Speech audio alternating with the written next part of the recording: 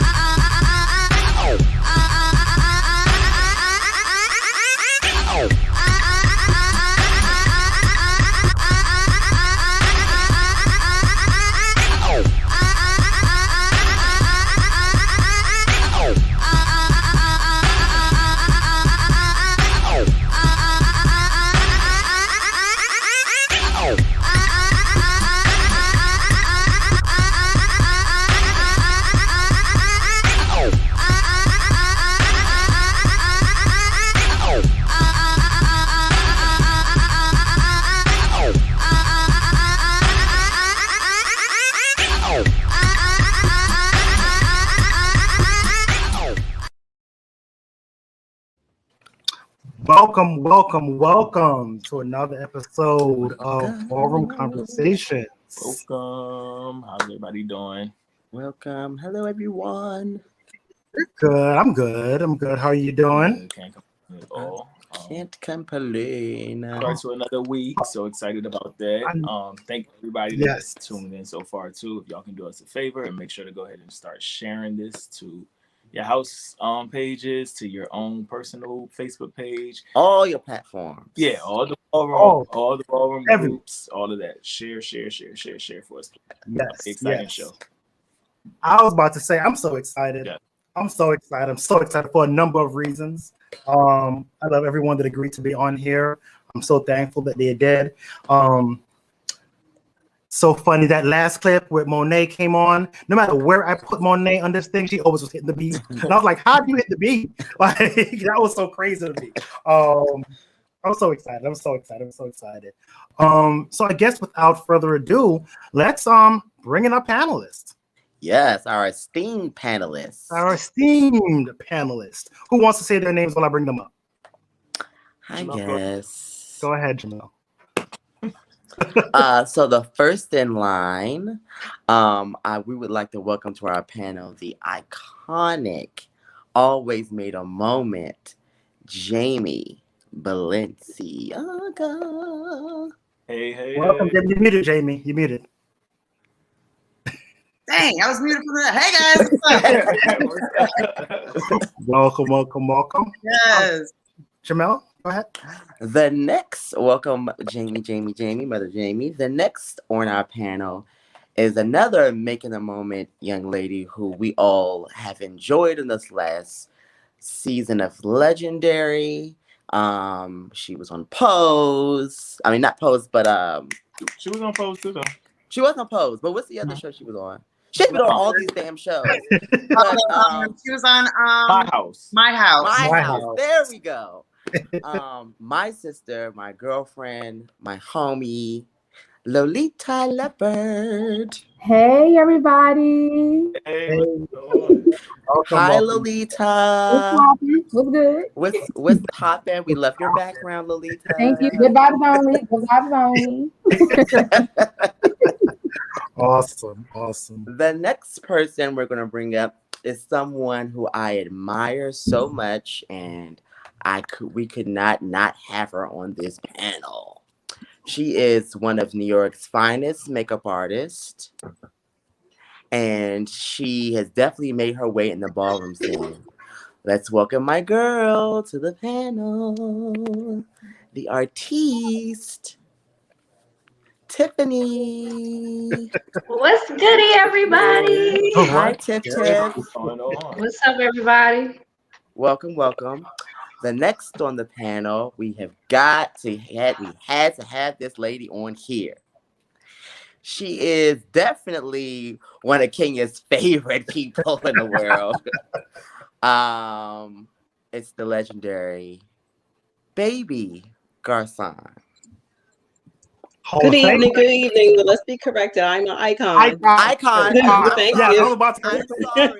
Icon I'm Hall of sorry. The iconic Baby Garcon. Thank you. Thank you for having me. You're welcome. The next on the panel, Dante. What's up? You want to take over? I'll introduce this person. Yeah, So, this is an individual that I saw many moons ago battling the girls at the clubhouse when it was on 28th Street, like giving the girls a run for their money. The icon, Monet Mysterious Dior Ebony. Yes. Performance personified. Welcome, Monet. Welcome. Welcome. I'm sorry, y'all. I keep looking down because I'm just sharing the live to like all the groups right now. I was trying to get that going before we get started. Awesome.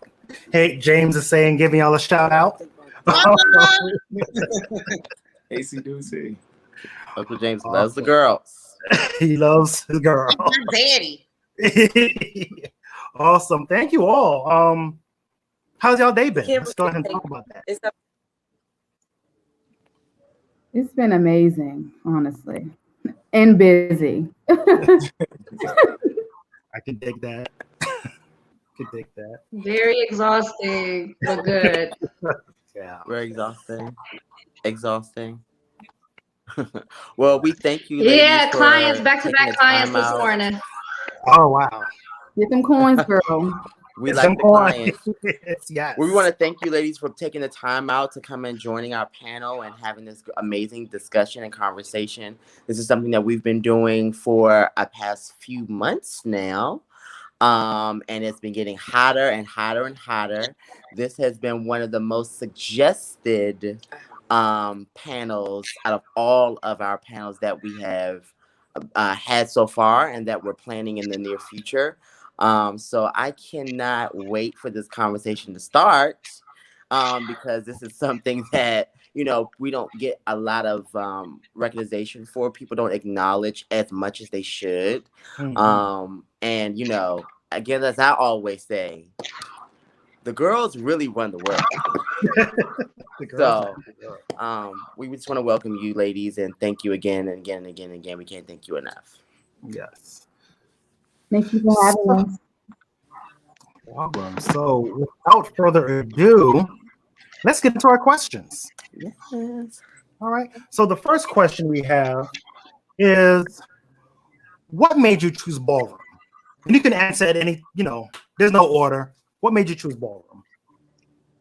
I was brought to the ballroom scene by D, my ex, D Balenciaga. So that's how I joined the ballroom scene. Okay. What made me started choose... Go ahead. My bad, girl. What made me choose ballroom? No, go ahead, Mom. Okay, thank you. What made me choose ballroom was, well, back in the day when I'm a part of the DMV runway scene. So once that kind of like died down, ballroom was like the next thing that was like similar to what I was doing. So it just kind of fit. It went hand in hand. So I just brought that same energy to ballroom and it got lit, you know? It got real lit. I'm gonna fuck Monet up. Justice is laid out.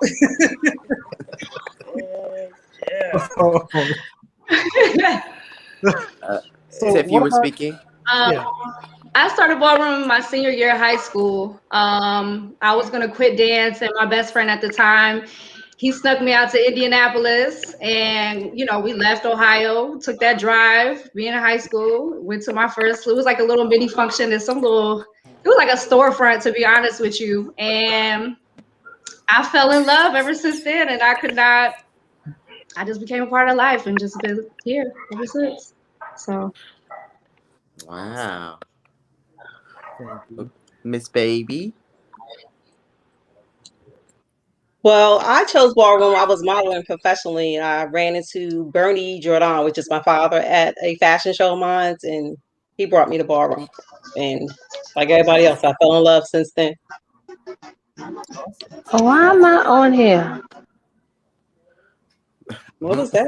Okay. What was that? Not sure what that was, but It was like a Gone bust through fast. Pam moment. Like, what happened? Bust through Pam. Miss Monet?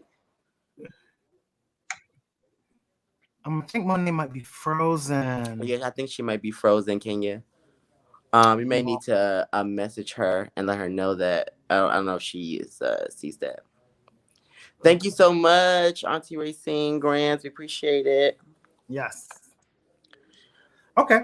So let's okay. move on to the next question. Oh, wait a minute. No. Her device is still not connected. Okay. We'll loop around with the next question. So your next question is, what has your greatest impact on ballroom been?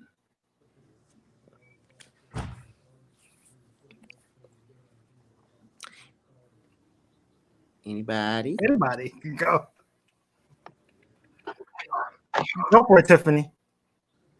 Or, oh no, Jimmy's speaking, but you're muted. I can't hear you, Jamie. Tiffany's muted too, I think. Hi.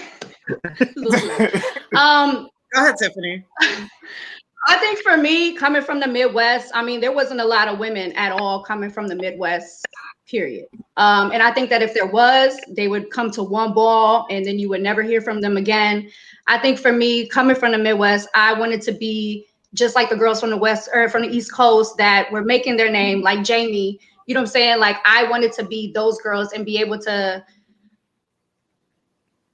I don't want to say set a foundation in the Midwest, but to encourage more women like myself to be a part of ballroom and actually stay and stick through it no matter what. I mean, I know with ballroom, we had a lot of people telling us what to do. I think for me and what I made my name for in the Midwest was not really giving a fuck and just doing what I wanted to do. I didn't allow nobody to tell me, do this, walk this is what you should do. I came in being my own person. And I feel like that's what made me stand out, because while everybody wanted me to walk face, I wanted to walk runway. I wanted to Vogue. I wanted to walk everything. But I feel like a lot of women that came into the scene before me, not with Jamie, with the exception of Jamie, but I feel like a lot of people were told what to do. And I think that our generation was that generation that was like, fuck it, we about to do what we want to do on our own time. And this is what we're going to do. And that's it. So I feel like that was it. And I don't want to take the ball-headed movement. I don't want to take full, what do you call it, like credit for that. But I will say that after I came out back in the day, I was Mother Escada. I feel like every house was trying to come out with a bald-headed bitch just like me. But that's just me. That's just me. So just saying. But that's just me. All right. Monet. So you got two questions. Welcome back to the party, sis. Two questions. What made you choose ballroom, and what has been your greatest impact on ballroom?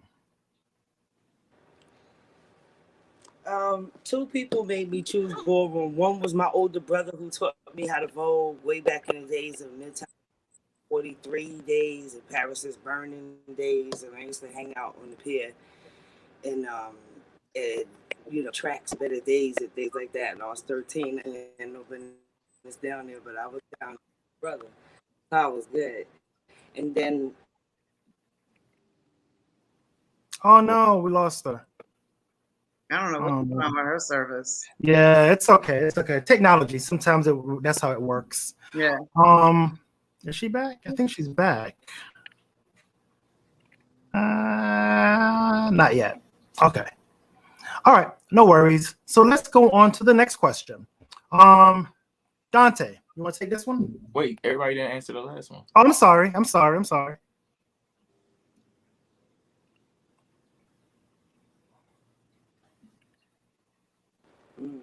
And she's coming back.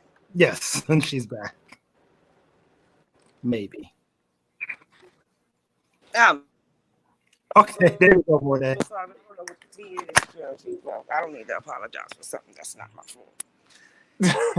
And then the second person was Mystery. Mystery had a story that made me want to come on and walk the ball side of women in the ballroom scene, and that we could handle it. So Mystery had a different story that prompted me to want to walk a ball. Because before that, I was in the background. I knew everything about everything. I knew everybody. I was just gathering information, knowing what the taste was. Everybody knew me, but I just wasn't beat for walking. I had to have a purpose. And just the way that they treated Mystery was my purpose. Just catalyst to getting out there. Say, oh no, pump the beat, girl. So, that was it. That's why I told forward. And my greatest impact, I would say, is being the one that just be ready. I'll be ready. I'm always ready, honey. I'm the one that would go at the girls about whatever the case is.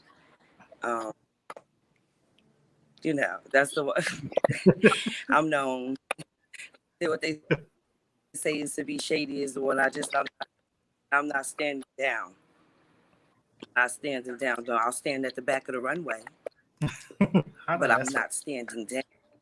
And if I don't stand there, then the other person ain't going to have a space. And, when you know the taste, there's nothing to be afraid of. So pump the beat. Yeah. Yes, God. All right. That's the greatest impact. I think my most significant impact on ballroom has been. Oh, I'm sorry. I cheer for everybody. I would jump up on the table for another woman, stomp, clap, and go off for her. Yeah. And they be looking at me like I'm crazy, and I'll be looking at them like, hey, she ate that. That's my greatest impact. Let's stand together. Yeah. It's hard. You know what I'm saying? It's hard not to love my sisters, eating it too. Mm-hmm. I'm not cheering for everybody else. That's the impact. Yeah. Lolita, you was gonna say? Yeah. Yes. I think my space if I kick it down doors. I could dig it. All right, Lolita. I think my greatest impact on ballroom would have to be being a super consistent runway diva. Okay. Y'all already know, like back in the day when we came, ballroom used to give the DMV runway girls hell. Okay. Oh, it was always like, oh, that's some DMV model troop girls, and model troop girls, da da da da. But we just kept going, just kept fighting, kept breaking down those barriers. And now it's like we created something. Shout out to Venus. We created something, Karen. We created something that has just impacted like runway, especially being a cis woman. Like, so now all the girls are coming. DMV runway is more embraced now. So I would say that would have to be like my most significant impact. Thank you for that. Yes. I would say my greatest impact is being consistent. I could take it to my sister Jamie. We were consistent on the ballroom scene since '95. We were consistently walking and winning, like just eating it up, tearing it down, like whatever category it was, being from one runway to her walking phase to me walking labels, but stress, but nah, we was there, we was on, even if it was like 3 of us from the House of Jordan just going by ourselves, walking balls, we were consistent on the runway as women, as being cisgendered women. We were doing that. So I think that's my greatest impact on it. I was still am walking consistently and winning. Yep, and winning. Yeah. And winning, yes. No shade. No, she by Sheree. I would have to say my biggest impact is probably my kids. And probably when they brought me into the women's scene, the WBT scene. It was a struggle, but I think that's one of my biggest impacts. I still have women across the world still reach out to me and talk about those balls, talk about, what we started, creating. I mean, I didn't create that aspect of it, but I was trying to do my best to bring the elements of the main scene to the women's scene. And I think that's probably one of my biggest impacts. Awesome. Thank you. Awesome. I do believe that we have another panelist. I'm sorry. Can I jump in really quickly? Oh yeah, go for it, please. Yeah, go. She's downplaying herself. As a woman in the scene, coming into the scene, wanting to walk face, to have somebody, especially in my generation, coming in and seeing her being the one to look up to, that's a standpoint right there. Because there's been a lot of women that's walked balls, and there's a lot of people I've heard stories about, but nobody has ever made an impact the way Jamie did. So, Jamie, I don't care what you're talking about. You know, at the end of the day, you were the girl that I looked up to. Appreciate it. Thank you. No, I'm dead serious. Like, you were the girl that I looked up to. You were the reason why I kept going, because especially being women in the scene, sometimes it's like it could either make us or break us. And not a lot of us stick around to get both experiences. I think seeing you and even having the conversations that we've had in the past a long time ago when I first started, that right there, to have somebody in your ear and being like, listen, I did it. You here, you beautiful, go out there, do what you do. That's the impact right there, at least for me coming into the ballroom scene, because there was not a lot of women that you could talk to sit there and have a relatable conversation of how we gonna make it and how we gonna survive through ballroom when this is not our world to begin with and coming in. So Jamie, that's how I feel about you. So just wanted to throw that in there. Thank you. How amazing is that? That's awesome. All right, I believe this is Gigi. We're gonna try to bring her in. Hello? This is not Gigi. That's not Gigi. Not sure how someone got the link to get in. How'd you get the link? Yeah, I don't know. Anyway, this is live. You know what Moving on. I don't know how the first thing to get in here. Whatever. Yeah. That is through me. Okay. Yes, her roses. Yes. I definitely need it. All right. So Dante, you got the next one. I got the next question. Yeah. Why do you think there has become a decrease in, or why is there a decrease in cisgender women participating in balls? Whoever wants to grab that and go at it, feel free.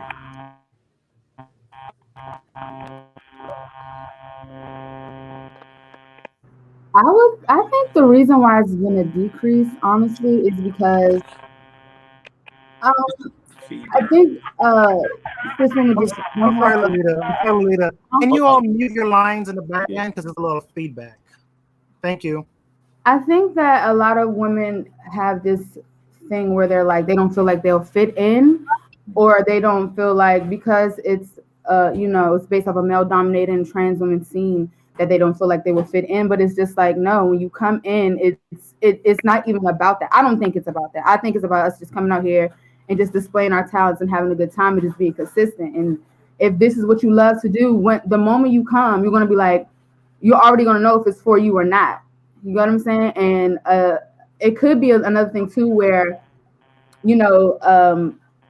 parents like getting women from getting women and putting them on balls and them not being consistent because they just come out there for just one time and walk and leave. That could be another thing too. And it's not for everybody. Like, if you're willing to stay up all night at the balls from 3 a.m. to 10 a.m. and just be up and lit, then that's the life I chose. I'm with it. But some people are really not with it. So that's probably why I decreased, because they can't hang, honestly. They just can't hang. In a nutshell. Anybody else have any thoughts on it?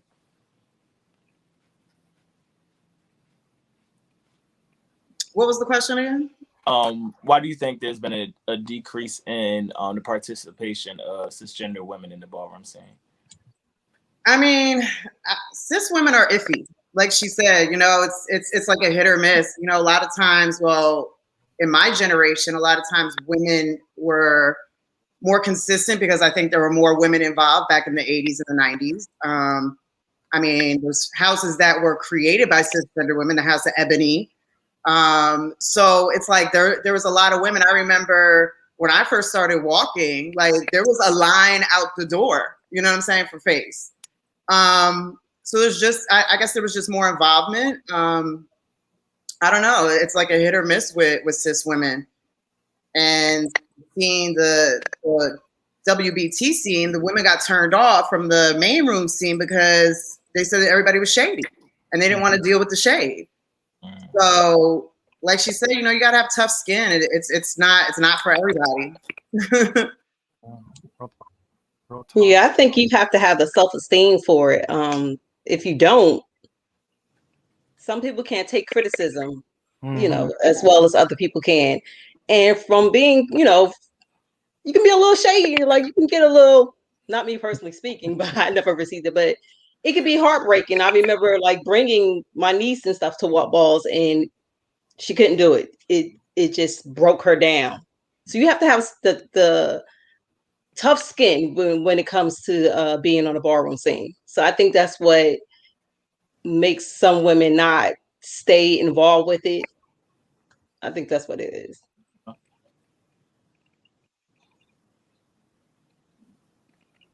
I think we're ready for the next question. Tiffany, you have any input in that? Just to add on to that as well too, I think sometimes oh, did it do it? Y'all hear me or no? Yeah, we hear you. No, we can hear you. Hello? Yeah, we can hear you.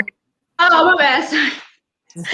I think as well too, just to kind of piggyback what Lolita was saying, as far as sometimes you see houses that will bring one girl out for one night. I think a lot of times too, I think the scene tends to forget about us as well too, because we're such a small group of people as well.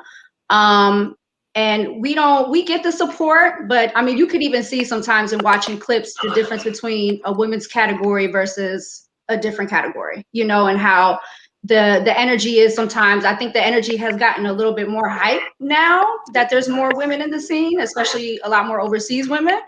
But I just feel like sometimes it's really the lack of support and push. You know, sometimes like Lolita was saying, we bring girls in the scene. We're not teaching them nothing. We're not educating them on nothing. We're just bringing them and be like, hey, wear this pretty dress, get your makeup done and go out there and walk. And then that's it. And then what happens after that? You know, so it's, I mean, we're just like with anything, you want to have that support. You want to have, you know, a lot of times people come into ballroom as well too, to get that family feel. So coming into something where you don't feel like a family, it doesn't help either, you know? So I feel like sometimes it could just, a little bit of extra TLC does help out, especially for cis women in the scene. That's just something that I've seen that I feel like a little bit more extra attention to us, you'll see probably a lot more of us, honestly. I think that with us, we've just been fortunate and blessed to be a part of houses and be around the right people who have motivated us and constantly pushed us to become better and tell us that this is just like life. If you can make it through this, you can make it through life. Trust me. So, and that's just, I think that's really what it is. Thank you. Yeah. Good point, y'all. Yeah. And we're tomboys too.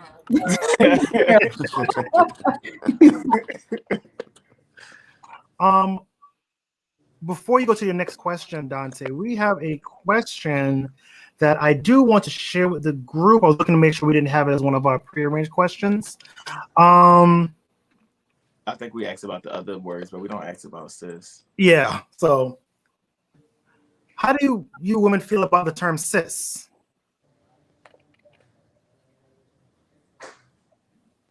I don't have no issue with it. Yeah, I don't feel away. No. Yeah, I mean, it doesn't move me either way, you know? I know why I keep it. Yeah, it doesn't bother me either. I mean, I don't see it as to be derogatory or offensive or anything.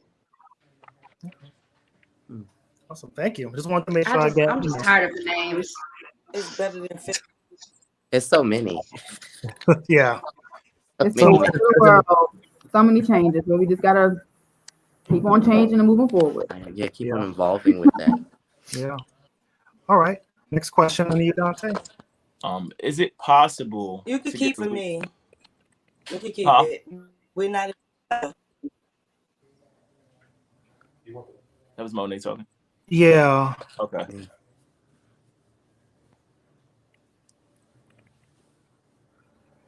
Okay. Okay. What did she say? Ask Monet, repeat yourself. What did you say? I think Monet's frozen. She said I think she said they can keep it for her. Yeah, I think that's what she said. And then she froze again. Yeah. Froze, yeah. feel like it's important. I feel like it's really important to denote, acknowledge representation for both trans and cis women. It's a respect thing with me. That's what Madeline says. About the word cis, yeah. Yeah. Okay. Back to the question. Okay. Do you all think it is possible to get a resurgence of cisgender women walking multiple categories again? So not just like runway and face, but seeing, more cis women come out for the other categories as well.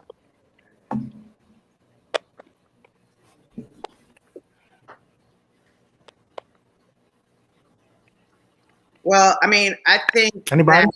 Yeah, I'll go. Everybody's taking the time. Yeah, I mean, I think there can be. I think it just has to show support. I think, like Tiffany said, the support has to come from the house. I think the judges too. It's very.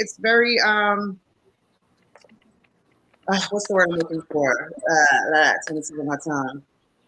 It's not welcoming when the judges like never pick a cis woman. I'm not saying that just pick us because we're a cis woman, but a lot of times we're overlooked. So sometimes we don't get the same attention. And that turns people off. So it's like, why bother walking more than one category? I mean, back in the day, like Baby said, we were walking like 3 or 4 categories. Like it was nothing. And now women aren't really stepping up. It really comes down to the support. And we have to support each other. I mean, if we don't as cis women stick together, I can't even get a 5-minute video from the women on this panel, so I don't even know how we're going to take it to the runway. So, it does. It starts with support. Yeah, because I was gonna say you have a project or something going on, right, for cis women in the scene. Mm-hmm. Okay. Yeah. You want to talk about it a little bit? I really can't, but it's just it's interesting because I've been in contact with people, cis women, Monet, Gigi, Roxy. We've all tried to kind of start getting something going, and it always somehow slips through the seams. I don't know what happens, who drops the ball. You can't really blame anybody, but I feel like sometimes I'm the only one trying. I'm out here talking to producers, talking to people, knocking on people's doors because I see Pose, I see all these shows, and we are left out. Our history is left out. I make sure I reach out to ballroom historians to find out what the history is because I don't want to forget. I don't want my history wiped out. So I know Monet doesn't want her history wiped out. I'm sure Baby doesn't. I'm sure nobody wants their history wiped out. Right. So even some of the stories that I hear now from people that I reach out to, I'm like, damn, I never even knew that. So it's just like, how are we going to know if we don't ask the questions and do the work? So yeah, if we all supported each other, then I think it will do a lot of justice. Thank you for that. Yeah. Jamel? Okay.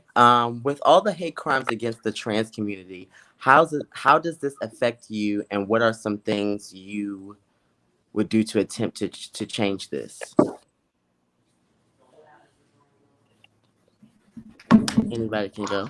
First of all, I would say educate the people around you. That's what it starts off with. I think that a lot of people just come with the old school mindset and they feel like they know what they know and it's right and that's what they grew up. I feel like now it's just like with anything, you have to educate people in order for them to know. Now it's up to them what they do with that information. But at least for me, being that I grew up in ballroom, the majority of my clients are trans women, and I love my girls all day, every day. I will literally sit here and argue with somebody all day and every day, even if it's somebody I'm talking to date. I will stop talking to them, even if that conversation even flips a whole different direction. Hence why I'm still single. But to me, it's all about educating and being strong when you are educating somebody, and not like being like, oh well, they're no, it's like they're women just like me. You know what I'm saying? Like, and really just taking that time and having to be strong yourself, you know what I'm saying? And putting yourself in their position and thinking about how would you want to be represented as well too, properly represented and protected at the same time. So I feel like education. and not standing for no bullshit, because that's our sisters at the end of the day. So the hate crime really affects me like to the core. Like some of my closest friends, sisters are trans women. So just to even have the thought of hearing them go through anything like that, it really just messes my spirit. So for me, like how to just to change is just to continue to be the voice, continue to be that sister for them, continue to be sister for all of them, and just being present, because that's the thing. Like it's about bridging the gap between cis women and trans women. Like we got to bridge the gap, and I feel like for the most part, I've been doing my part. I know a lot of cis women have been doing their part as well. So all we can do is just continue to do our part and bridge the gap. I think I think Monet touched on it before, but she said that I think why is there being separate? I think if we start to address them as being women, you know, take the separation out of it, they're women. Mm-hmm. You know, I think that you have to educate people more on they're not. I hate to use the word trans, but I would like to use a more respectful term for it.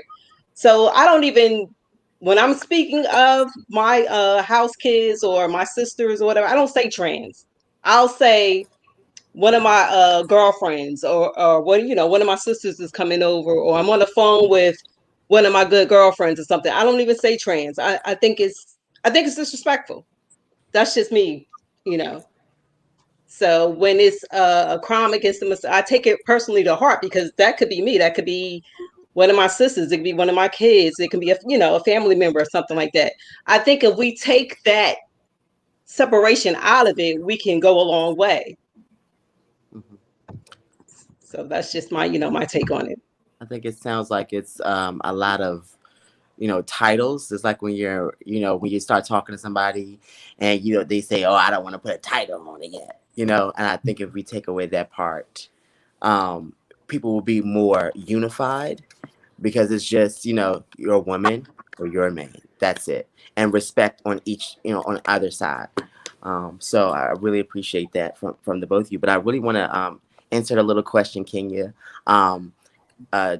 Jamie actually discussed, mentioned something about support earlier, and a question kind of popped in my head. What do you ladies, what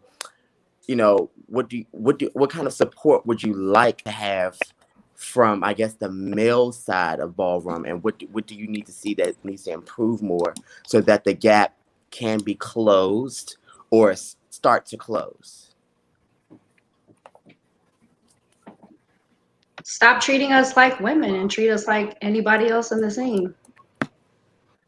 And what I mean by that is, like, I feel like when it comes to feedback or whatever, I feel like people are just so sensitive when it comes to women. You know what I'm saying? Like, they don't know what to do. They don't know how to move. They don't know what to say. You know what I'm saying? Like, I just feel like the same way that you would treat a butch queen, treat us. The same energy that you give your son, your daughter, who's trans or non-trans, butch queen, whatever it is. Like, I feel like that's where the problem is that because we're women, they don't know what to do with us. And this is just experiences I've had in the past, not a lot, but they try to tell us how to be women, or, oh, this is how you should do this. And that kind of, at least for me, that's a big turnoff. So, is that my phone? Or not my phone, but my service is going like that? I think everybody's having technical difficulties today. Yeah, what's going on in the universe today? Everything just like this, everybody here. Definitely be. I think it's a very delicate. It's a very delicate situation when you say that, because if you really think about it, like the ballroom scene was based off of men and trans women coming and with their parents kicking them out and their moms and stuff. So us being cis women, it could be very traumatizing. You get what I'm saying? So it's kind of like, I feel like once you really get to know who we are, and once you get to know like we're just regular, we're here to have a good time, just like you are. Just when she says like treat us all the same, like it's like putting your trauma in the past, and like just it's like one of those things. And if it's making sense, if I'm making sense. Yeah. I mean, I just definitely, to me, I love the girls, all the girls.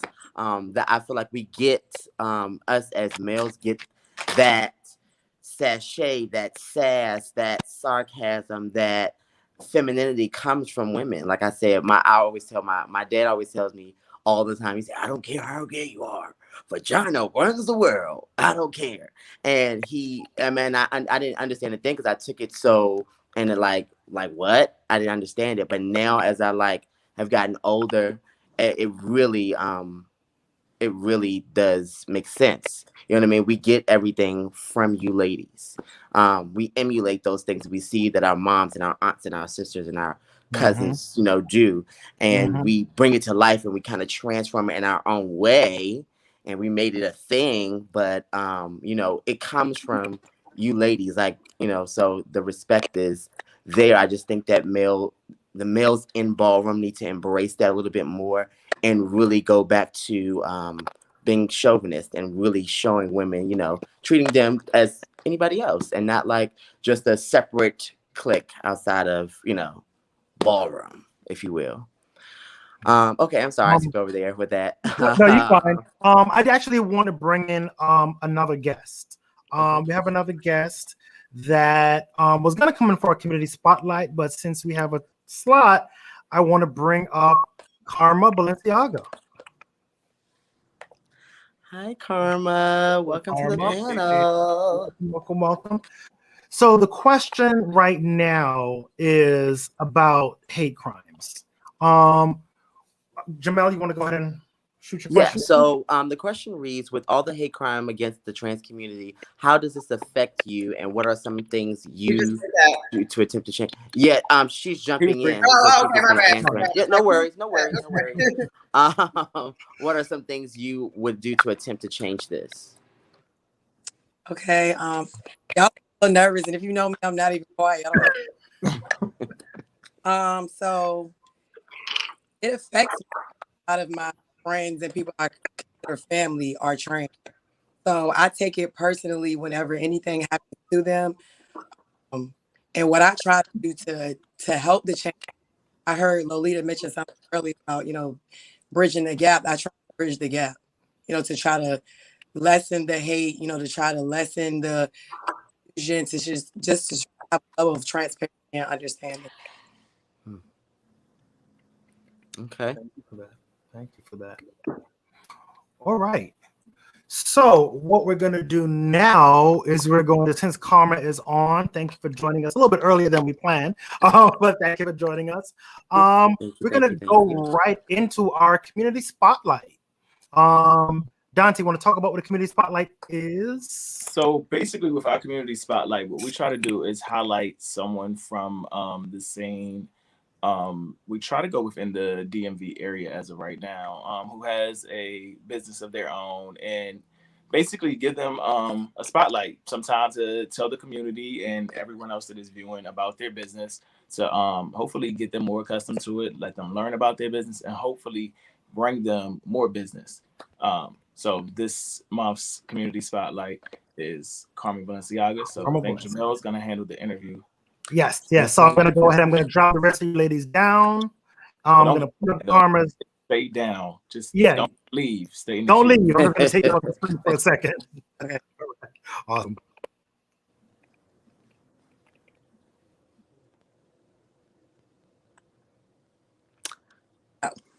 Here we are, Karma. It's me and you. Hey. Hey. Are you allowed to do the questions? Like pop them on the screen? Me? No. I'm talking to Kenya. Okay. So Karma, welcome. Thank you for taking the time out to come and actually get on the panel and now the community spotlight. So we really appreciate you. So the first question I have is, what made you choose this business as to start? Okay, so what made me start my business, for all you that don't know, I own a tax company. It's called Trinity Taxes.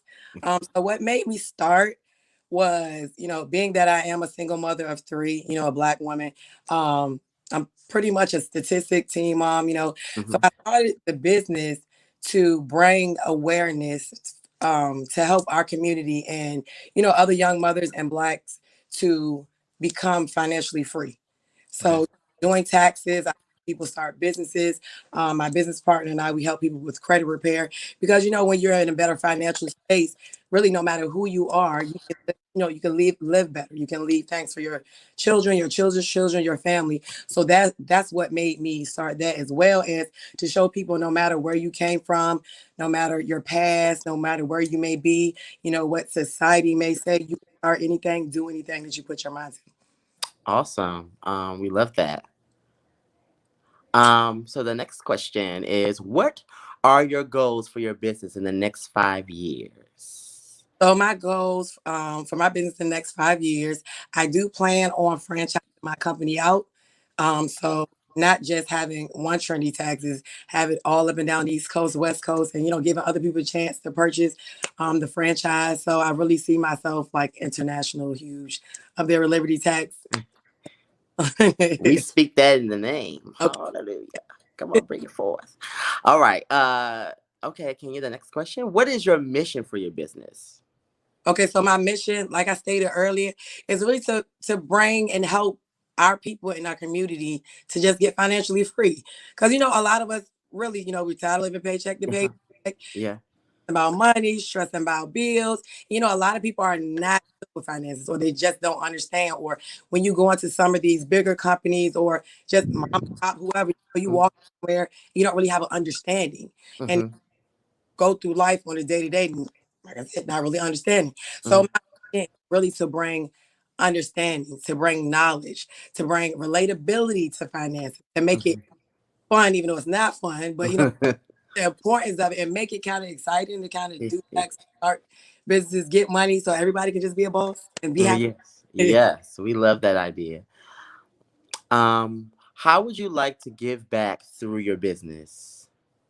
Okay, so how I would like to get back, and I actually do now.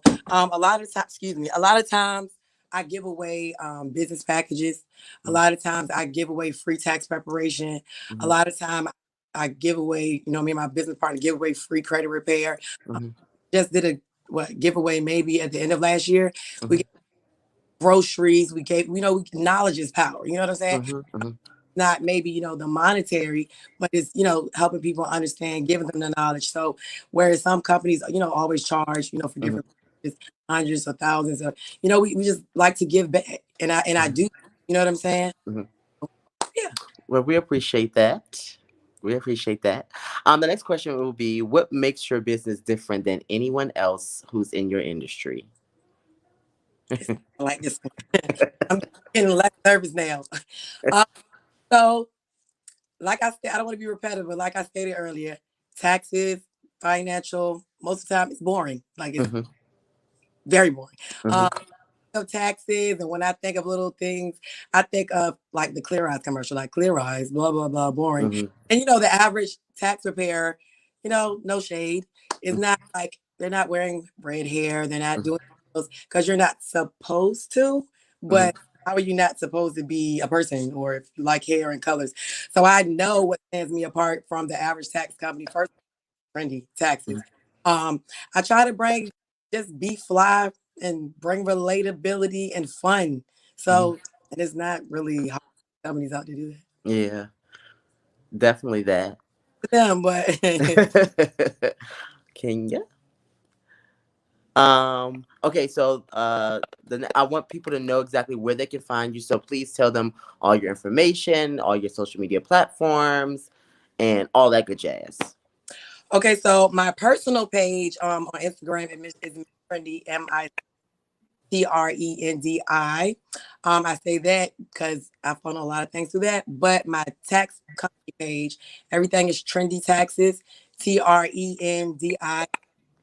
That's Twitter, that's my Instagram, that's my website. trendytaxes.com. That's my email, trendy@trendytaxes.com. Mhm. It's pretty simple, pretty easy for me.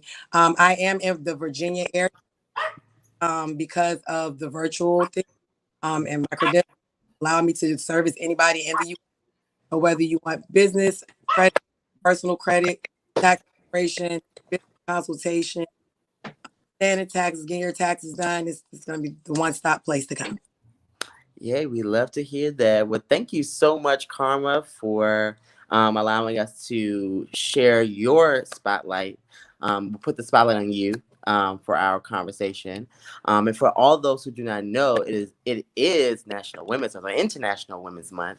And this is why we are celebrating our women in the ballroom. And Karma has a spotlight for this particular conversation. And we have our women's panel to also celebrate International Women's Month. Karma, do you mind staying on for the rest of the show today so you can share some of these things? Awesome. Thank you. Thank you for having me too. You're welcome. Thank you. All right, so I'm going to bring our ladies back. Bring back my girls. You're so silly. I know, try to be. Karma, I need help with my taxes, girl. Help me out, girl. All right. So I am going to hold on, let me get a couple of comments here. Got a long one, so I'm gonna read it. I must say, Ballroom has been a safe space for everyone, especially during my earlier days, meaning the 60s through late 80s. Our beloved sisters came and created their own lanes in ballroom. Women lifted and carried and supported many trans women up, but then it was a shift. But divas like Monet, Jamie, Gigi, and these other women on this panel came in, took women in ballroom to an international level, such as film, TV, print, activists, and education, working outside and inside the scene. And that is from our historian, Racine. Yes, thank you. Thank you, Grant. Thank you. Shout outs to Jenny Lee. Shout outs to Jenny Lee. House Lives Matter. Yes, absolutely. Oh, I love Jenny. Yeah, Jenny's super cool. Super cool. Love me some Jenny too. All right. So where do we fall off? All right. So I'll take the next question. Mm-hmm. Are terms such as fish and cunt offensive to you? Why or why not? I love this question. Can't wait. I like fish. I don't know. I always get battled with it, but I like fish too. Oh, it's some background coming from somewhere. I got it. Because I always think about back in the day, like voguing and like the salts and cunty, like voguing like fish. Like I love it. I love it. But that's me. What about anybody else? No. I didn't really like it. I don't want I love it. I love it. I didn't like it when I first joined ballroom. I was like, well, why do I gotta be compared to this thing? I was like, why I gotta be this thing? I don't want to, but I mean I've gotten used to it. I didn't like it at all, but I've been. I could dig it. It doesn't bother me. I mean, I think my uncle was gay and he used to babysit me, so I've been being called fish since I can remember, like 3-4 years old. He used to be like, come on down, Miss Fish, if you don't sit your ass down somewhere. So that's what I used to get. Now, cunt, I could do without that, but the fish doesn't bother me. See, man, I say everyday ballroom cunt is almost derogatory. I mean, they use it, but they be trying me sometimes. Let's see, Marlena said, same, love it, feels like acceptance to the scene. So, you know, anybody else? Lolita was, I think Lolita and Carmen started talking at the same time. All right, go for it. Oh, I said I don't mind. Walking like fish, but don't like cunt. I'm with it. Like fish. I mean, I guess it's very, you know, it's personal. Some people like it, some people don't. Shout out to Marlena. I just realized that was her. Well, cunt is a white man's derogatory term for his female, and we all know that that's not a nice way to speak to a woman. Mm-hmm. We do know that. And scene when they being referred to like that, to bring women into the scene when vocals like that is kind of like verbal violence, in a sense. You know what I mean? There's some women who do want to be spoke to like that. It is offensive. Just has to normalize it and accept it either. You know what I mean? Yeah, we do know preferences are for it and things like that. So we could always do something like faggoty or that's very tranny too. Like nobody wants to be us to have a safe space and speak to us safely too. There's other women who never been called cunt or fish and don't want to be called cunt or fish. To the, nobody like that, just like nobody wants to have them be called a faggot or out just terms. All those vulgar languages.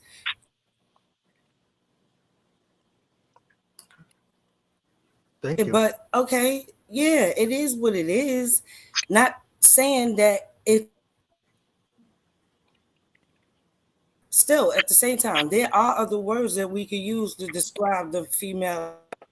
There's more words. I mean, we all articulate, we all have education. Do this, I believe so, because I know nobody wants us to come in to you.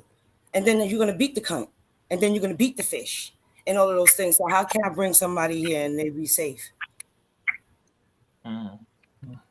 It's supposed to be a safe space for me too. That's why I had to have the first all women's ball, because those things were being, thrown around, and at that time, that's not how we were spoke at Elks Lodge and 3 Philly back in the day, karate club, or okay in the 90s. But we that a lady's still a lady. We could use lady instead of fish. We could choose. It could be terms be changed. I know there's a lot of people who tell me that no, thank you. They'd rather not. You understand what I'm saying? Just because they're not here on this panel to speak for, don't mean that I need to say it's okay, because I'm not okay with that. And that's just how I feel. Thank you.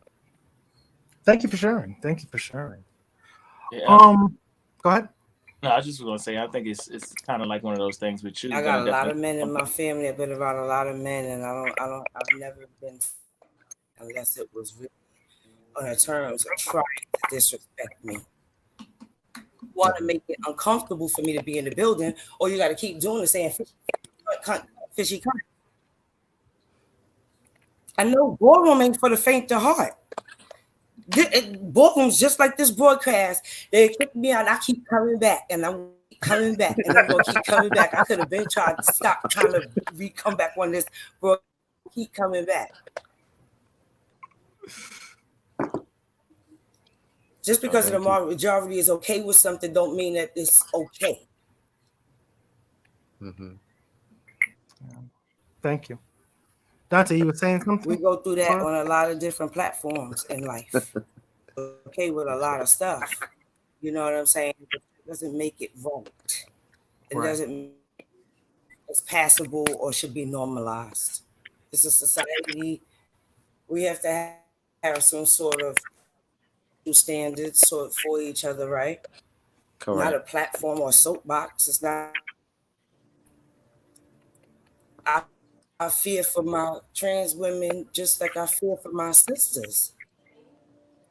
Because Black women suffer violence on a regular basis. Missing, get murdered, all kinds of things is happening to us. And of course, my trans sister's become a sister. She's in that realm of being, potentially murdered. So I guess I'm scared for them, just like I'm scared for us. I wonder if it matters how we treat each other at home. And ballrooms become home to a lot of people. Yeah. Mm-hmm. Fair. Nobody's gonna stay at the house if you cursing them out. True. All the time. True. Thank you. Calling them out, they know. Why should they? Right. You my brother. You my uncle. You talking to me like that? I can't call you out your name. And I wouldn't. And if I do, you want to fight. But you know what? Some of us will knuckle up and get it popping too. I could dig that. Yeah. Go ahead, Dante. This ain't that. Oh no, I was just gonna say. So a good rule of thumb is love always what I do myself in the Vogue art. It's an art. I should have my art on that runway just like everybody else, and not have to have left feeling disrespected. And I think she got stuck. That's not uplifting. Yeah. I think she getting stuck. But okay, go ahead. That's just me. I could take it though. Okay. That's the tea right there. Yeah. They can't take what they, Yeah. All right, Dante, you want to say something? I think a good rule of thumb is always just making sure to, treat everybody with respect. And if you think that it may be thank you for letting me, be on your panel. I appreciate that. And so you're welcome. Don't use and those there's nothing that you've ever could do in ballroom scared. You can't be scared. Right. All right. So I want to pivot over to another question. As you know, we're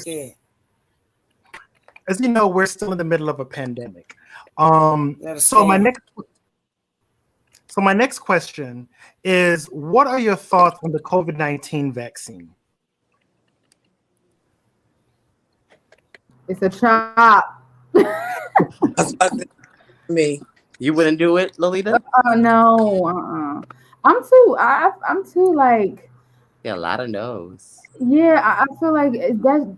I have never got a flu shot, never got any kind of shot, so I don't want anything going into my body. Like, I'm just too earthy for all of that. Like, no, give me my greens. I'll take my immunities and elderberry. I'll do that, but that no. Madeline said she got her so she could play at the ball. What about the rest of you ladies? What are your thoughts about the COVID-19 vaccine? I'm for it. The reason why I'm for it, I'm a mother. They're gonna have to drag me out of my house. Yeah. I'm for it. My only question is on it, how is it so quickly they have this vaccine when it's back in the day, it took years for them to find a vaccine for something. So it makes me think that you knew about this virus. You knew it was coming.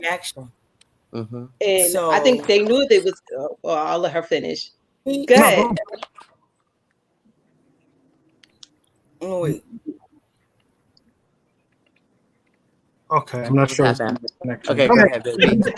What I was saying is, I think they knew that the vaccine, that it was coming, and I think that they just didn't put it out there. So I'm kind of iffy about how all of a sudden you have a vaccine for this virus so quickly. That's the only iffy thing I am about it. But I want to protect myself and protect others. So I'm for the vaccination. Okay. I know Tiffany said they got to drag her out. Drag her out of the house to get it. They're gonna have to drag me out, baby. That's it. They're gonna have to drag me to get that vaccine in me. Absolutely not. I don't even take aspirin when I'm on my period. I take NyQuil, so it's quick and easy. I'm not about to take the absolutely not. No, no, I'm straight. Thank you. While y'all over there, flinching and shit, I'll be over here just sitting cute or whatever. I ain't got time for that. I'm okay. I'll go hide in the woods somewhere. Jamie, what are your thoughts? No comment. You said what? No comment. No comment. Yeah. I mean, there's a lot of information out there about the vaccine. Someone that I always tell folks they can talk to is Stefan Blahnik. Dr. Stefan Blahnik. He works with the COVID-19 vaccines. Very, very, very. I've done a couple of panel discussions with him that I aired on the Center for Equity's Facebook page and things like that. Where he does answer a lot of the questions actually that you guys have on here. So, and he's a really good guy. He'll answer all your questions. give you the lowdown, give you the good, the bad, and the indifferent about the vaccine. So give him a shout out. If you hit him up on Facebook, he will respond and give you all the resources you need. All right. So the next question that we have here goes to Dante. So my question for you all is, how instrumental are you in the recruitment of members to your house?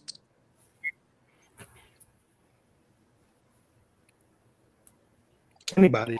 I'll take that one. Being overall mother of the house of Garcon, I'm very instrumental. I see him. I see you laughing. Yeah, he'll tell you. I'm very, very involved. I believe that you're a product of, your environment. You're a product of what you bring to your house. And I don't want to, I carry myself a certain way, and I make sure I'm on and everything is legit and right, and I'm looking good when I step on the floor. So I want my kids to look the same way. If Kenya will tell you, if you look a hot mess, then you're going to hear it. Yeah, I'll tell you. So I'm very, but I need to see it. I want to see pictures before you bring them. Yeah, if you can, if I can see them, even if this is like an out of town meeting or out of state meeting, I try my best to get there. We do videos, everything that we can do, so I can see the kids before they hit the floor. But I'm very instrumental in the recruiting of the kids. Yeah, I don't play with that. No. Anybody else? I'm very instrumental. I mean, shit, Marquise and I brought a whole damn near other sector. I mean, like we created a whole another chapter within our house of cis women, butches, and trans men. So, I mean, the same. I mean, I came from the old school, so anybody that I bring to the house, like, they're gonna be on point. I'm involved with it. Yeah, I got to see looks. Are you researching? Are you watching YouTube? I'll send you links, all that stuff. Like, and it's not just of cis women or, I'll send them links of people in other categories, because if you're going to become ballroom, you have to learn ballroom. Like, you can't just be pretty, knowledgeable in your category. So you got to know ballroom. Yeah. True thing. True. What about Lolita and Karma and Tiffany? I try to bring women into the scene. I think sometimes too, again, kind of like what Jamie was saying earlier, it's a hit or miss sometimes. I think for me, it's more so trying to bring more women into the scene and making them more confident. But it's a hit or miss sometimes. Sometimes they're for it and they like it, and then sometimes they don't. I think that for me, it was just more important bringing more women into the scene and making them more comfortable and welcome in the scene as well too. So, but I'm older now. I don't know. I barely even talk to myself. So, I try to do what I can. I'm done. So right now I am currently a 007, but I am also a runway coordinator and trainer for the House of Juicy. And I'm super, super, super instrumental, like on like the runway girls, like the runway squad, and just uplifting the kids and just being that person that is just training and uplifting and helping with the facts and giving them ideas. And I'm very, very, very hands-on. I love hosting things in the house. And it's dope just to make sure that I just stay involved and always be, a part of the team and a part of the family. So I'm really big on family. So sometimes you find somebody and they meant for it, and then sometimes they have to have a fire for it, a passion.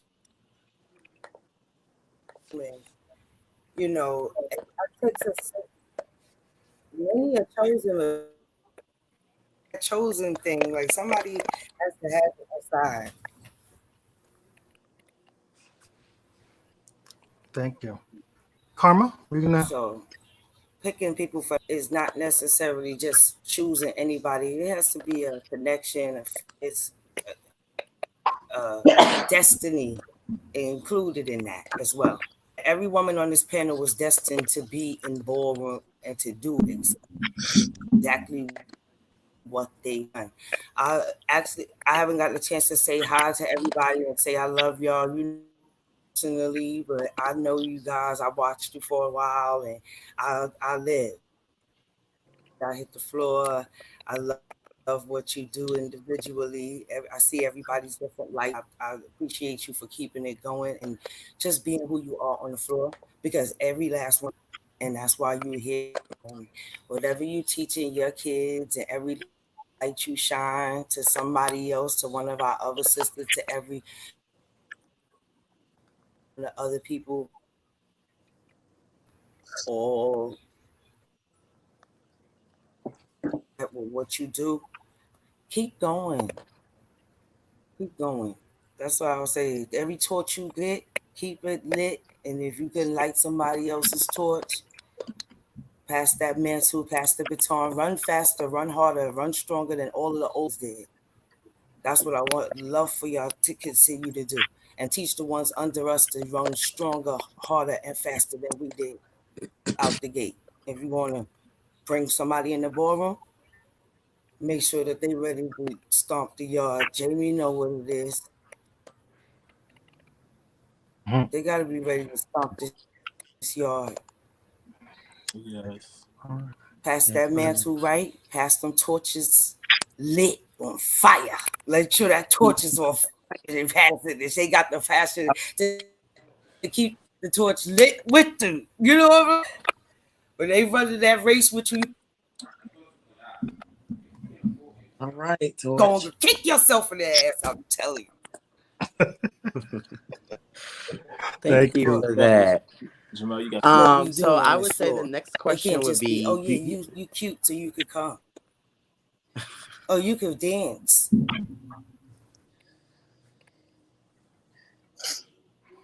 All right. What's the next question? Go for it.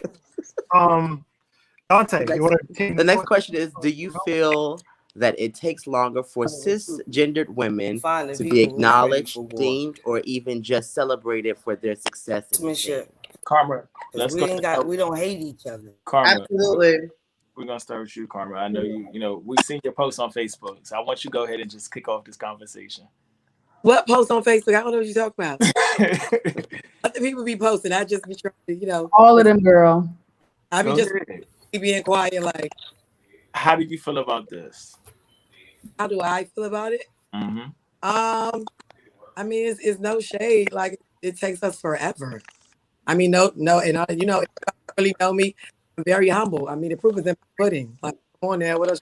You know what I'm saying? There's a lot of us that have great things, and we don't get life and recognition the way we we just don't. And just to kind of pick me back off the last question, I didn't get it. The last question is crazy because as many people who know me in ballroom, I went and have a name for myself. When it comes to actual ballroom itself, I haven't been recruited. I don't recruit like the way I am, like my everyday leader. I'm recruiting. I'm confident. Ballroom had to mess with my self-esteem terribly because of this same reason. I'm like, well, maybe I haven't recruited anybody. I haven't tried to. And then this year, I'm like, you know what? To do more. I'm not gonna just take the little whatever I don't even know, like whatever it did with my self-esteem and make me not help and really like flourish because of whatever that is that and I said I'll push myself more to not feel a type of way and maybe be the voice, be a help, be the change. So ballroom, like for me, I'm just really getting started in ballroom. For this topic alone, I left for like 3 or 4 years. So I do feel like it takes a long time for us to get any type of recognition. I find it interesting that you said about the self-confidence thing because I feel like ballroom gave me self-confidence. I think it kind of boosted my confidence. So it's very interesting to hear that, and because you came out after me, the generation. I think as far as recognition, yeah, it takes a long time for cis women to get recognition. But I mean, if you want to be real and go old school, I mean, it's really on brand. I mean, if you think about being legendary, me and Baby, like, we legit put in the time, you know. And now we're in an era where everything is so fast and so microwave. So like when people are deemed like legends at 6 or 7 years, like it's kind of interesting to me because it took us a long time. Like, you know, even being in the Hall of Fame, like I feel like I should have been put in earlier than I was, but I waited because I knew I had to put in the time. And I don't think I was upset. I just think it was just like, okay, my time is going to come. And I don't think that's just with cis women. I think that's with the whole ballroom scene, period. I think people are just so in a rush for that title. When I was walking for like 3 or 4 years, I didn't even know what the hell a legend was. Like I didn't have anything to strive for. I just loved ballroom. I loved going to balls. I loved competing. So it wasn't like, oh, I'm going to become legendary, or I know I'm going to be an icon. Like I didn't even know what the hell that was. I just knew they called Bernie legendary. I didn't ask. I was just walking balls. So I think the dynamic is very different now.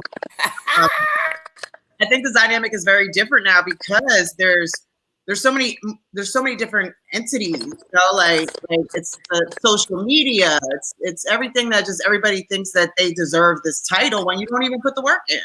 And again, that's not just cis women, that's in a whole. I agree with everything Jamie just said. I feel like the titles are disrespected and they're microwaved overnight. And I have to be honest, I feel a way to have put that time in, to have moments after moment after moment, and had to work hard and be on the scene and compete and battle and be there for every ball and sitting people down and get a girl that comes on the scene, not just speaking of cisgender women, I'm just speaking in general. In general. To have someone that be walking about 6 months and now you're a legend or you're an icon. Huh? But that's just me. So I feel disrespected. I feel away. So yeah. Okay. Anybody else have anything?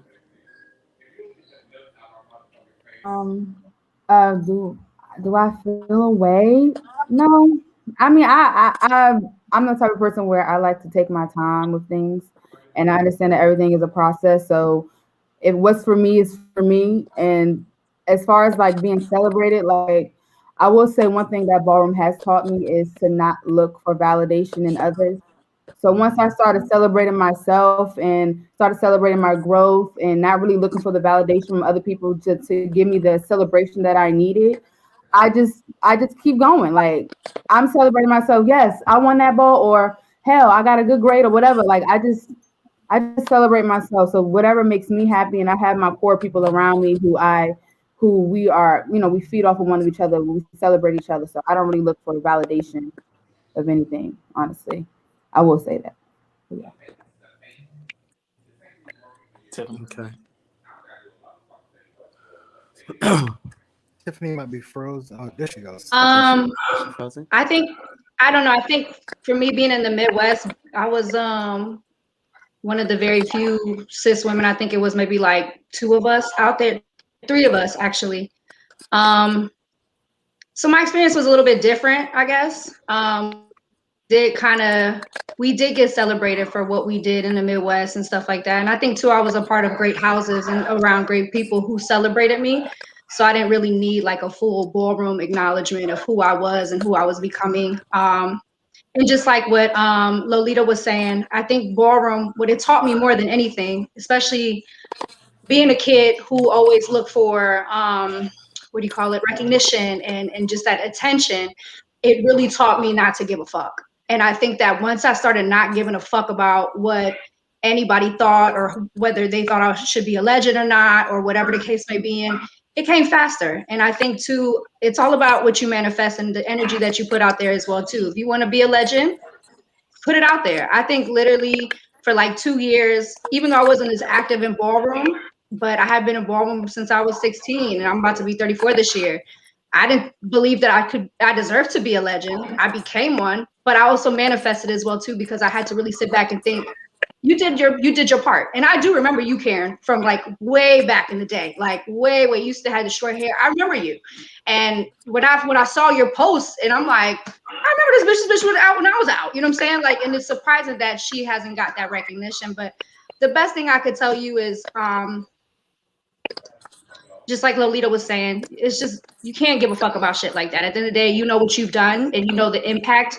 And one thing that I've learned about, and one thing I really learned in ballroom that I stick to wholeheartedly is, it's not about the wins, it's about the moment. And it's more so like that inner moment that you have within yourself. So even if you don't get recognized, there are going to be other women who are coming into the scene who are going to know your name. And that to me is a lot more impactful than anything. So you're going to get your status. It's going to happen. Don't even worry about it. So you deserve it, honestly. Don't get me wrong, I love ballroom. Even worried about that no more. We OGs now. Train up other young girls. All right. Got another question here. What women's category would you love to see for the 5K? Face with performance. That's all I want. That's all I want. Face with performance. Face with performance, runaway, what else?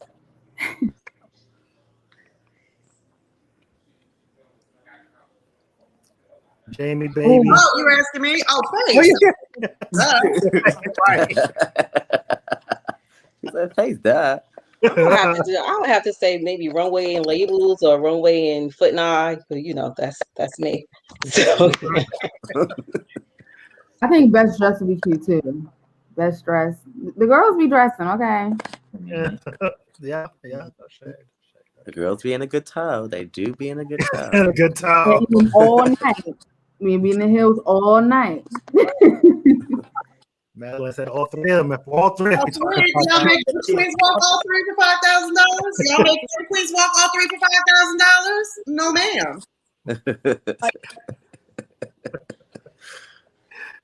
Rocky and that's the problem right there. There was this woman that actually said that. I'm sorry, wait a minute, say it again, Jamie. That's the problem right there. That's the problem right there. Like, we're expected to do so much more. We're expected to step up to other expectations that other people in the scene don't have to step up to. And it's like, we have a hard way to go. I mean, the scene, it is what it is, called spade a spade. It's very misogynistic, and it just is what it is. So it's like, we're always expected to kind of like go up and beyond. Like, we always have to be the bigger person. And I think that's why I am so well received, because I've always opened my mouth. Like, I didn't just sit there and just take the shit. Like, I always open my mouth, and I always stand up for my sisters. I always stand up for all the cis women. I remember one year, like, Baby didn't get an award or something, and that's me and Jack got into it on Welcome Me Wednesdays. It was like a big thing, because I'm not biting my tongue. I'm not biting my tongue, and I think that's why I'm received now so much. But it's not fair. It's really not fair. I would love to see more women on panels and walking those bigger categories specifically for them, and being more in the spotlight than what we have now. And something that Baby mentioned earlier is that it's so microwaved now. The scene has evolved to this microwavable type of thing that it's starting to lose its, not lose anything, but start, how you put something in the microwave and it loses flavor, so you got to zhuzh it up a little bit more after it comes out, put a little salt, a little, Miss Dash, here and there, and I feel like with the scene, like, being so in that whatever this is that we're going in, I guess we may be coming out of it a teensy bit, that flavor is kind of like losing itself. And I would love to see women be way more powerful in the scene than we are now. Hopefully this will bring light to it. Okay, next question. Thank you. Actually, that was the last of our pre-written questions. So what I want to do now is open it up to the people that's watching us on the Facebook or the YouTube. If you have any questions for these ladies, for our panelists, feel free to share them. Ask them. I will say this, our comment section has been going crazy today for you all. So thank you all. People definitely has been tuning in to watch and hear what you all have been saying. I hope that, and I'm just going to talk until I see a question pop up. I hope that more platforms invite you ladies to also give your voice and speak unapologetically. Not just throwing you a bone, but giving you a platform so you can really speak your mind. Like Jamie said, yes, Jamie has been very outspoken. If she don't see it, you'll know that she don't see it.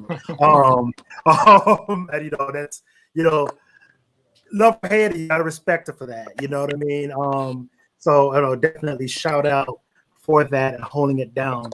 I mean, it's like, and it's. I don't mean to cut you off, but it really sucks, And I'm sorry, this is going to be a moment because it really sucks that, it's like if I don't do it, who the hell else is going to do it? And if I do it, then it's like, well, I get kickback and I get shade because it's like, well, why didn't you include me? Well, you didn't want to do it from the get-go. Mm-hmm. There's so many projects that I've started throughout the years, and again, there's people that have been involved, and I can't sit here and blame anybody that. This one dropped the ball, that one dropped the ball. People have lives, they get busy, I get it. But at the end of the day, I feel like I'm the only one knocking on people's doors. I'm the only one knocking on producers' doors. I'm the only one knocking on people's doors. And then it's like I create an opportunity. I finally get somebody to listen to me. I create an opportunity out of my busy schedule. Damn near begging people, and then I can't even get videos from people, 5-minute videos about their history. It's like, what do you want? Do you want to be included or you don't want to be included? Because let me know. Because I mean, I could just stop it now. I meant to give you my video with tax. I've been kicking my tail like crazy. So and I do what? Yeah, I saw that. I post that too. We do have a question from none other than Susan Mizrahi. Why do you think so few cis women have major balls? I think we kind of covered it, but if you want to answer that again or answer it for her. Why do so many few cis women have major balls? Well, she said have balls, and that's because we don't get support. Mm. Come on, Susan, you was in there in the trenches with us.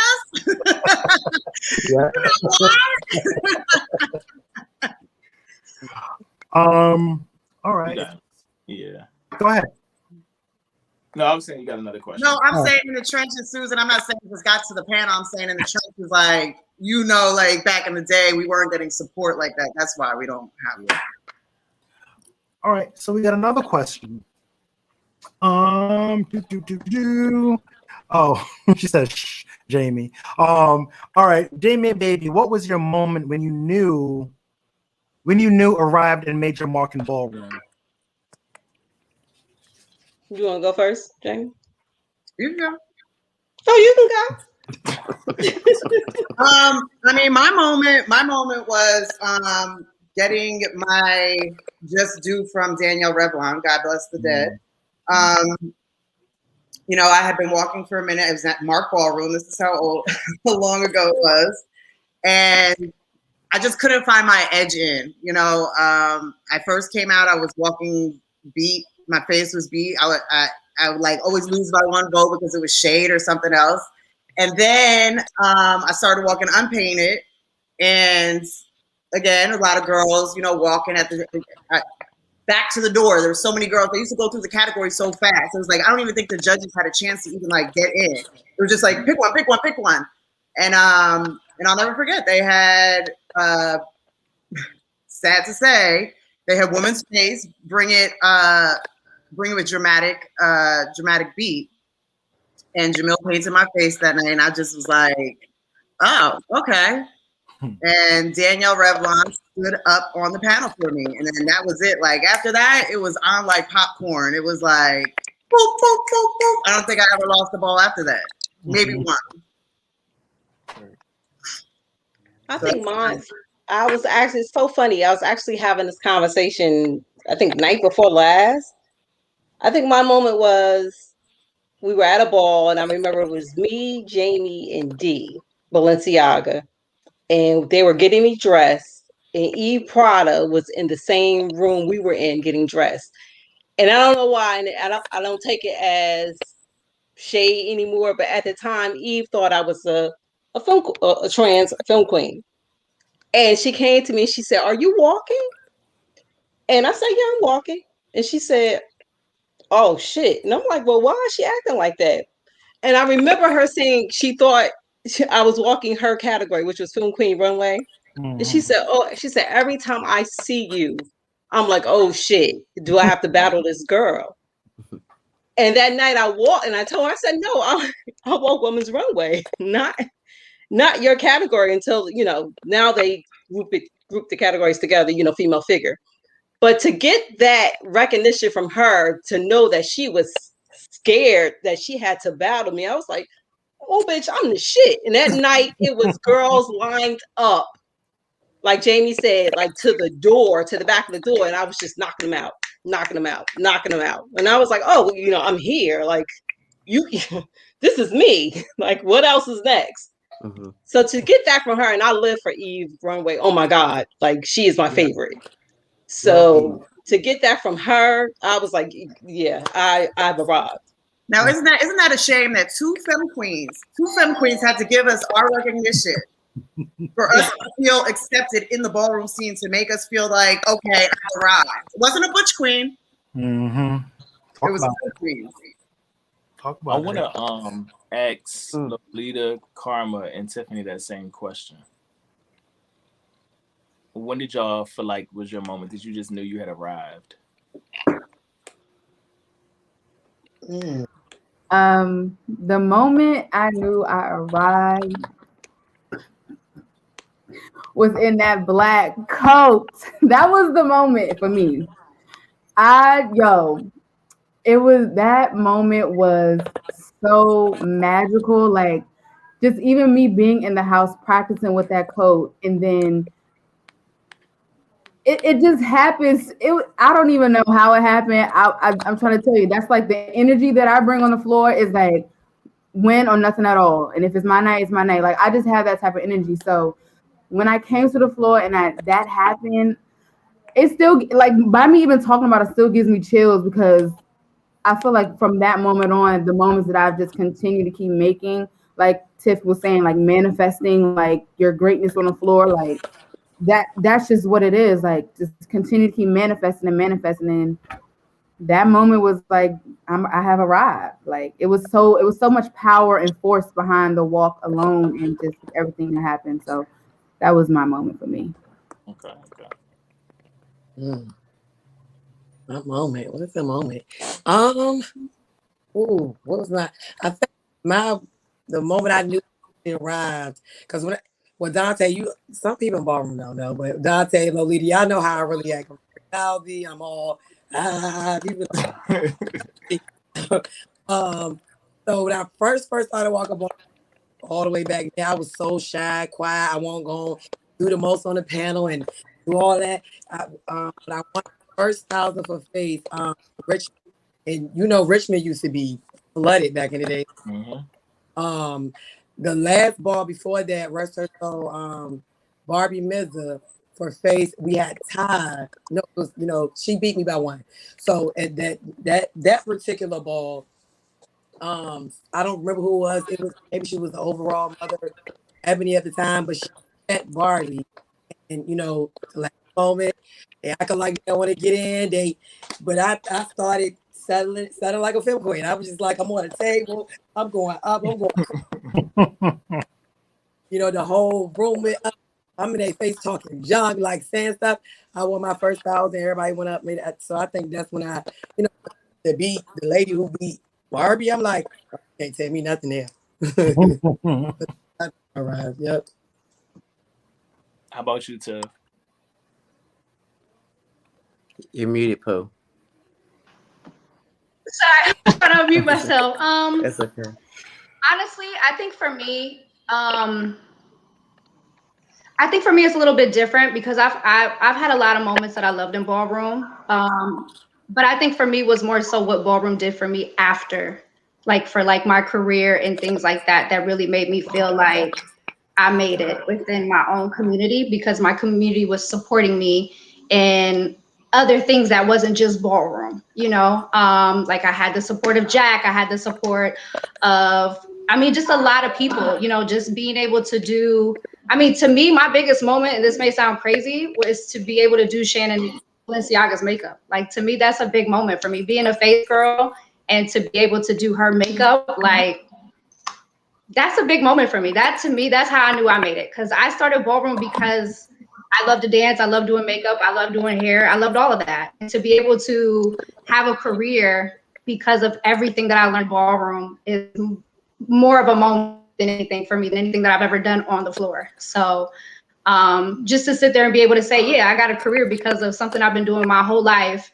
When everybody else was like, girl, what the fuck are you doing? Why are you doing that gay shit? You know, and to be able to say, well, that gay shit got me a career and it made me the person that I am today, you know, a very fearless, unbothered, not giving a fuck type of person. So to me, that's the biggest moment that ballroom, that I've made in ballroom and that ballroom has given to me, honestly. So is that.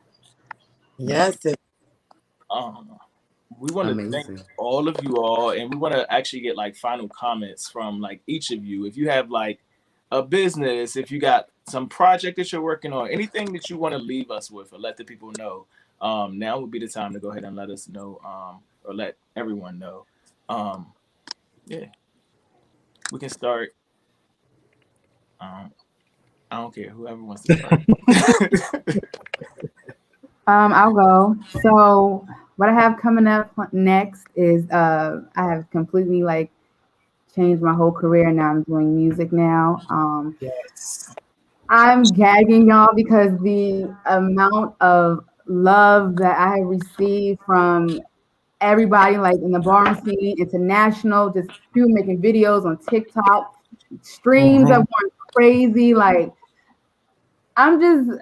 that's just what I'm doing right now. And I see that I've always wanted to do that since day one. And I really have some great creative stuff involved that's about to be happening. It's going to be all ballroom related. Like that's just who I am. So why not take that? Because we do have a lane. Like ballroom has a lane with music. So why not continue that lane? So that is what my music will be based on: house, EDM, just feel good music. So that's what I'm doing now, along with some more incomes.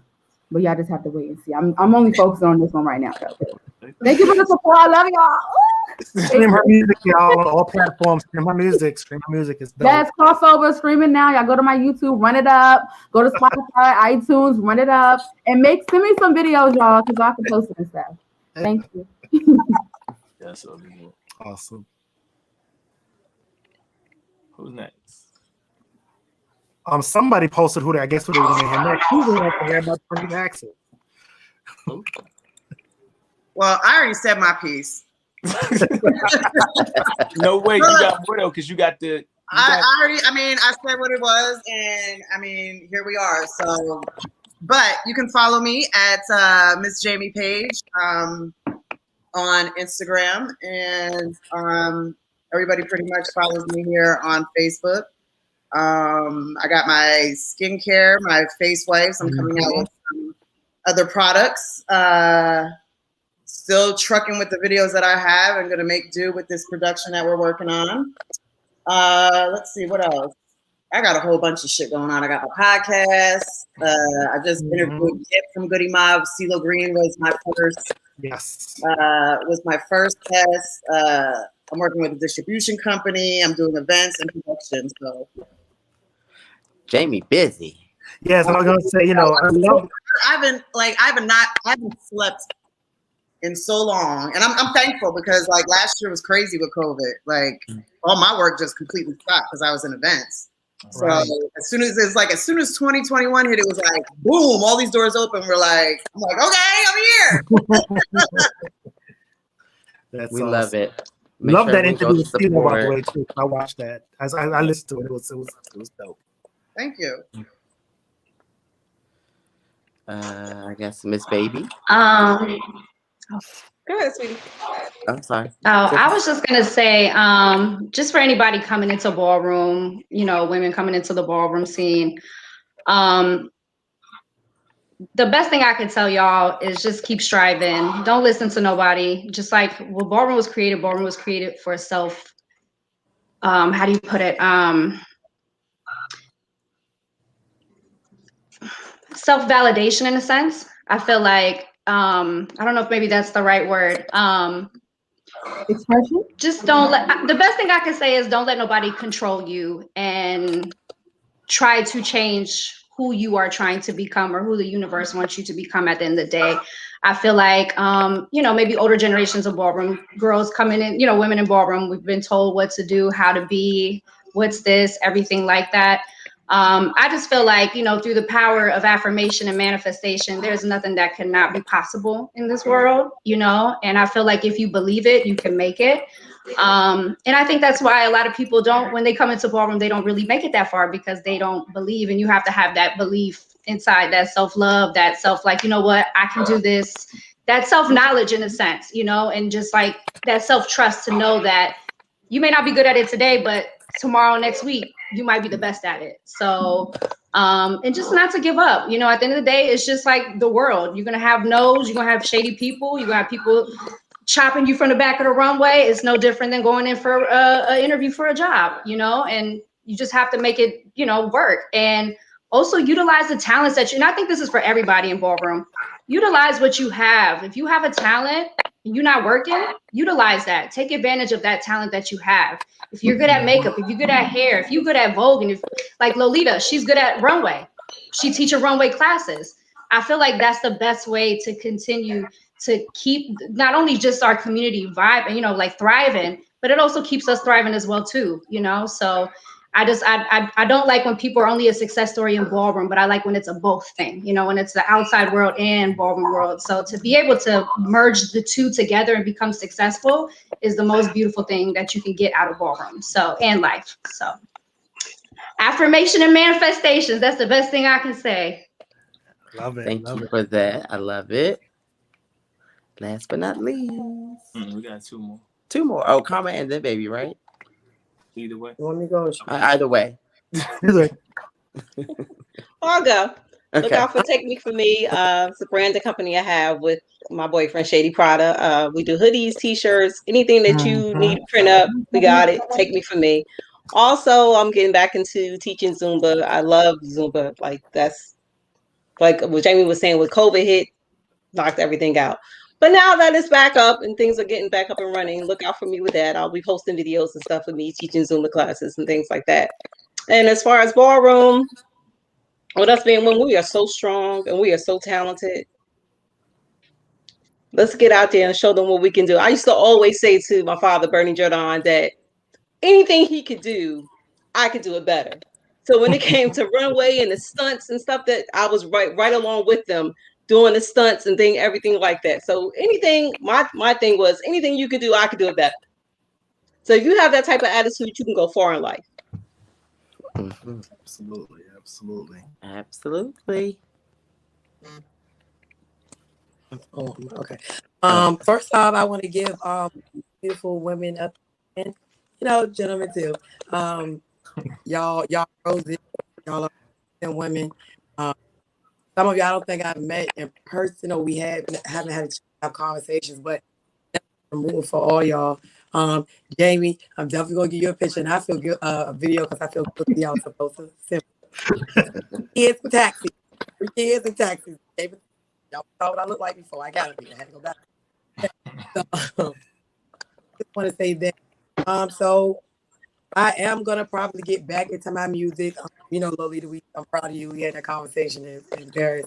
Definitely gonna get back to my music pretty soon. A lot of people ask me about it, but right now, like I'm really focused on, especially seeing how my children are coming, the things that are happening to my kids, and just ballroom and the pandemic, and just watching social media and different things like that. My number one thing I'm trying to really put piggybacking off of what Tiffany was saying, to manifest good energy, to love your, you know what I'm saying? Because in the ballroom and out of ballroom, people compare their lives and see other people, see people making moves or think they're less than just because of whatever. And this pandemic is really getting to a lot of people's mental. People are lost. A lot of people are depressed. A lot of people are financially messed up. So my biggest thing right now is to just, Tiffany said, spread love, spread manifest good energy, help build people's confidence internally. Because if this is not right, your heart, your mind not right, it doesn't matter what you do. Even if you got money, even if you have right now, for me, that's what's next. I'm doing a lot of more motivational things, a lot of motivational events to, like you said, take my talent, my confidence, and put it onto other women, other people in the ballroom scene.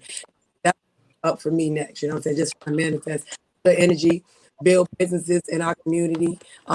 We all can get to the real bad, pandemic or not.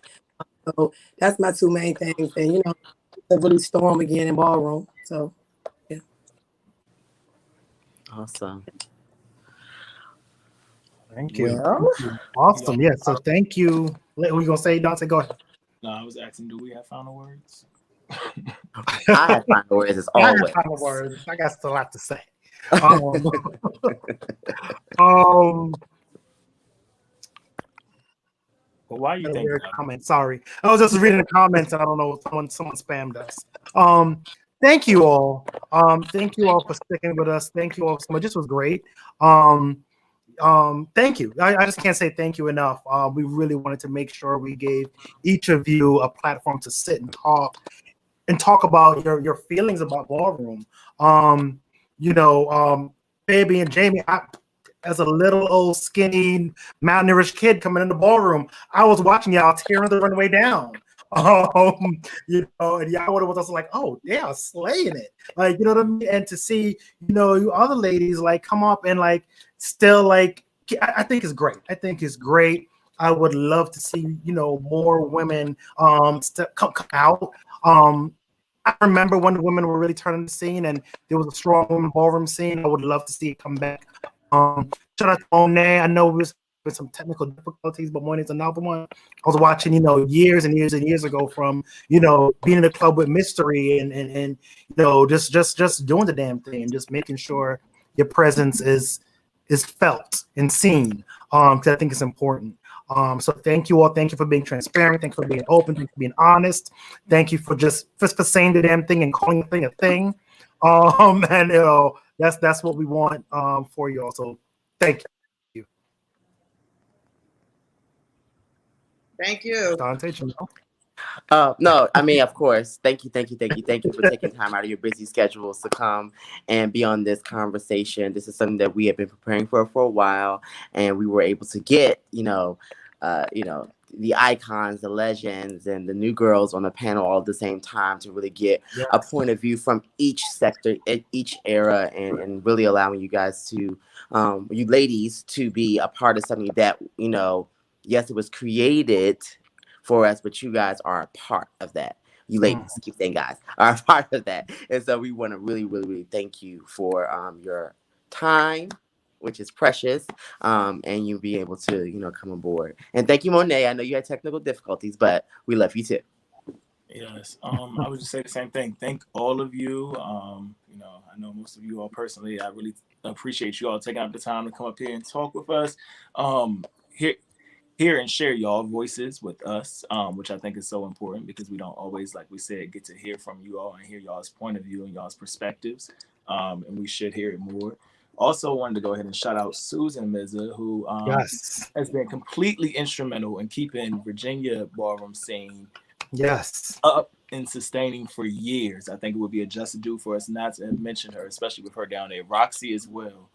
Love you, Roxy. Down there as well. Roxy.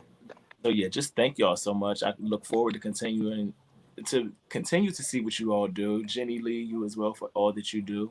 Monet in the comments as well. Thank you. And my last thoughts would just be, we just all have to love on each other more. Yes. Keep titles for categories, and outside of that, we're all human. Let's love on each other like that. Life is so precious and it can be gone within the blink of an eye. Yes. So I think it's important for us to keep that in mind and just make sure, love on each other, because we're one community at the end of the day, no matter what house or whatever else. And if we don't have each other's back, then who will? Awesome. Well said. Thank you all. Thank you everyone who's watching us. Thank you. Thank you. All Thank right, have a good night. Thank you. Thank you, ladies. Later. Thanks. Good night.